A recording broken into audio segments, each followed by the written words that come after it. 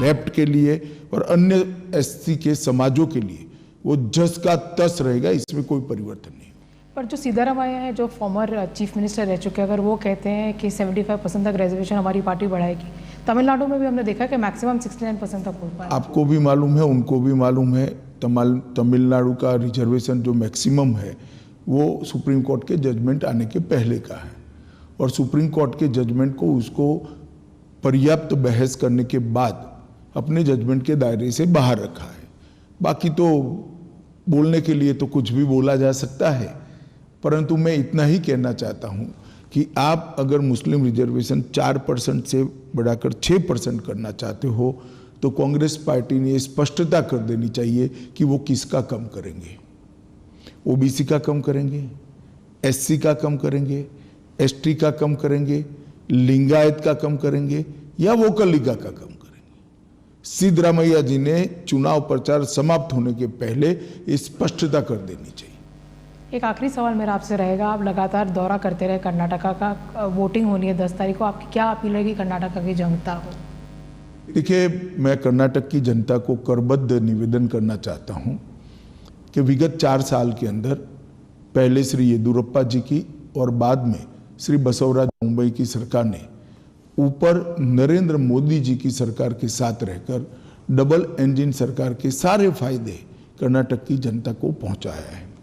पहली बार कर्नाटक का infrastructure development, irrigation और बाकी सारी ग्रामीण विकास और शहरी विकास की सुविधाएं irrespective of region pan Karnataka फैली है और लगभग 50 लाख लोगों को नरेंद्र मोदी सरकार के गरीब कल्याण के बेनिफिट्स पहुंचे हैं। मैं 50 लाख लोग जब कहता हूं तब 50 लाख परिवार होते हैं। ये बहुत बड़ा फायदा नरेंद्र मोदी सरकार के नेतृत्व में डबल इंजन सरकार का नीचे तक पहुंचा है। मैं एक ही उदाहरण कर्नाटक की जनता को देना चाहता हूं। प्रधानमंत्री किसान समृद्धि योजना के तहत जब सिद्धरामैया जी की सरकार थी, नरेंद्र मोदी जी ने लिस्ट मांगा था कि कितने किसानों को प्रधानमंत्री किसान समृद्धि योजना का फायदा कर्नाटक में दे सकते, इसका आप लिस्ट भेजिए। उन्होंने हमारा मजाक उड़ाते हुए सिर्फ 17 किसानों की लिस्ट भेजी थी। इसलिए उन्होंने लिस्ट इतनी छोटी भेजी थी कि उनको डर था कि अगर मोदी जी का हर साल चेक किसानों के अकाउंट में जाता है तो भारतीय जनता पार्टी की लोकप्रियता बढ़ेगी। जब येदियुरप्पा जी मुख्यमंत्री बने, फिर से लिस्ट मांगी गई। येदियुरप्पा जी ने 54 लाख किसानों की लिस्ट भेजी है और अब तक मुंबई सरकार और मोदी सरकार ने मिलकर 54 लाख किसानों को 15,000 करोड़ रुपया उनके सीधे बैंक अकाउंट में ट्रांसफर किया है।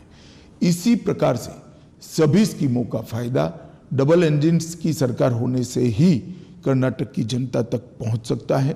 ढेर सारे इरिगेशन के प्रोजेक्ट, ढेर सारे इंफ्रास्ट्रक्चर के प्रोजेक्ट्स हमने शुरू किए हैं, वो पाइपलाइन में है, इसको भी पूरा करना है।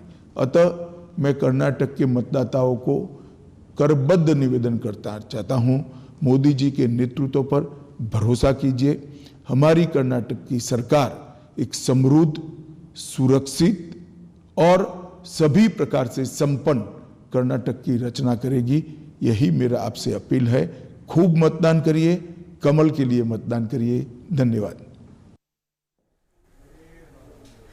तो मतदान के लिए बढ़ चढ़कर हिस्सा लेने की अपील यहां पर अमित शाह की तरफ से की जा रही है। कर्नाटक चुनाव पर आपने अमित शाह को बोलते हुए सुना, जो कि यहां पर कांग्रेस को भी घेरते हुए और साथ ही साथ ये बताते हुए कि मोदी जी की सरकार के समय पर लोगों तक पहुंचा है हर उस योजना का लाभ जो कि लोगों के लिए लाई गई थी, लेकिन जब कांग्रेस की सरकार तो उस वक्त लोगों तक वो लाभ नहीं पहुंचा।